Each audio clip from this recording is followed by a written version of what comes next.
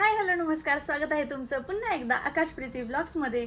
बऱ्याच दिवसातून आपला असा नॉर्मल ब्लॉग येतोय, कारण बरेच दिवस झालं तुम्हाला पण माहिती आहे आम्ही सुरतला गेलो होतो प्रमोशनसाठी. आणि तिथून माघारी आल्यानंतर 2-4 दिवस माझी पण काही तब्येत बरी नव्हती. आणि एवढं काय असं पावसामुळे ना काही इंटरेस्टिंग असं काही घडत पण नव्हतं किंवा मी करत पण नव्हते. असं वाटायचं नुसतं झोपून राहावं. त्यामुळे ना ब्लॉग शूट करणं झालं ना काय करणं झालं.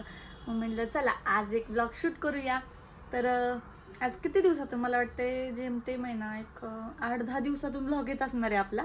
कारण तो व्लॉग पडल्याच्या नंतर आहे ना 4-5 दिवसांनी मी आज हा व्लॉग शूट करते. आज आम्ही निघालोय बाळाचे कान टोचवायला, कारण आता खूप उशीर झालाय. असं म्हणतात की लवकर टोचायचे असतात 1-1.5 महिन्यातच, पण आम्हाला झालाय खूप उशीर. आता बाळ झाले 2.5 महिन्याचं आणि आत्ता आम्ही कान टोचायला जातोय. तर माझं आवरले, फक्त मला केस विंचरायचे बाकी आहेत. आणि मम्मीने रिक्षाला कॉल केलाय, तोपर्यंत ती त्याचं बाळाचं आवरतीये बाहेर. आणि मी म्हणलं तोपर्यंत ब्लॉगची स्टार्टिंग करून घेते पटकन, कारण निघायच्या गडबडीत आहे ना ती मला काहीच करून देणार नाही. आणि जाताना पण मला माहीत नाही मला किती ब्लॉग शूट करता येणार आहे, पण मी जेमतेम मला जमेल तेवढा मी करते. आता तो रडेल काय नाही मला माहीत नाही, रडणारच आहे तो. आता तो तरी किती सहन करणार ना. त्याच्यामुळं बघू आता. कान टोचवायचे त्याचे असं म्हणत होते बरेच जण, मुलगा आहे काय गरज नाही आहे कान टोचवायची, पण म्हणलं असू दे. पुढं जाऊन जर त्याला काय बाळी घालायचं मन केलं काय झालं तर मग असावे टोचलेले, म्हणून मग टोचतोय. तर आता चला तुमच्यासोबत सुद्धा शेअर करते आता त्याचा कर्णवेध संस्कार. आत्ता आम्ही आलेलो आहे ज्वेलर्समध्ये, कारण बाळाचे कान टोचवायचे. आता पोहोचलोय. माझा अवतार बघा कसं झाला आहे, मी पूर्ण गुंडाळून घेतलेलं. अरे त्याचे कान टोचतं, बघू किती रडतोय काय. आत्ता बसलोय ज्वेलर्सच्या दुकानामध्ये. मम्मी गेली काही सामान आणायचे तिला त्याच्यासाठी, आणि आम्ही दोघंजण बसलोय. आणि बाळ एवढं हसतोय, त्याला माहीत नाही आता त्याच्यासोबत काय होणार आहे. तर आता बघू तो किती रडतोय काय रडतोय, मला पण काय अंदाज नाही आहे. पण जितका हसतोय त्याच्यात दुप्पट रडणारच येतो. त्यामुळे आता त्याचे कान टोचवायचं आज मुक्त लागलंच आहे. तुमच्यासोबत पण हे शेअर करावं. त्यांचं संपर्क काय पावसामुळं बघू द्या. आपण आम्ही कुठलं नव्हतो गर्दी वैद्य नाही. माझ्या मम्मीला घ्यायचं होतं पैंजण, त्यामुळं ती गेली होती बाहेर. तर एक पण बाई बसलेली नव्हती, तिला तर म्हणजे त्यांच्यापासूनच घ्यायचं असतं. त्यामुळं आता तिला काही तिचं काम झालेलं नाही. आमचं काम होते का नाही बघू आता.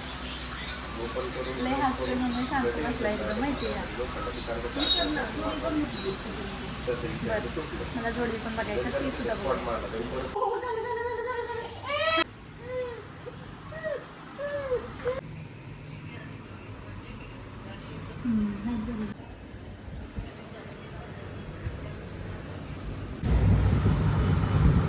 काय कुठे गेलता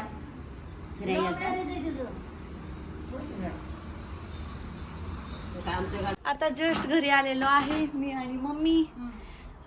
काय मग मम्मी एवढं आहे का नाही. मला तर वाटतंय ना तो युट्यूबमुळे आहे ना, त्याला असं वाटत असेल की युट्यूबवर माझे व्हिडिओ दिसणार आहेत, मग रडायला नको, तो असं काहीतरी करतो आहे का नाही ग. कारण त्याला आहे ना आता जादूगर आहे तो, करतोच तसा. तुला सगळं कळतं.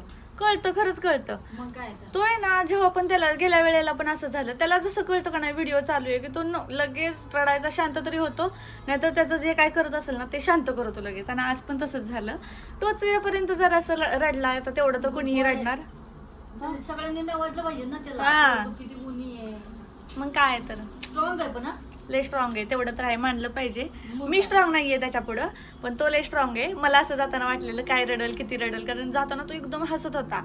आणि किती हसत होता रिक्षामध्ये. आणि आम्ही त्याला म्हणतोय बरं का तुला टोचू टोचू करायचंय बाळा, तरी पण हसतोय. म्हणजे त्याला काय कळणार आहे म्हणा. पण अजिबात त्यांनी त्रास नाही दिला. आता पण एकदम शांत झोपले. आता जस्ट आम्ही घरी आले, आता मी चेंज करते.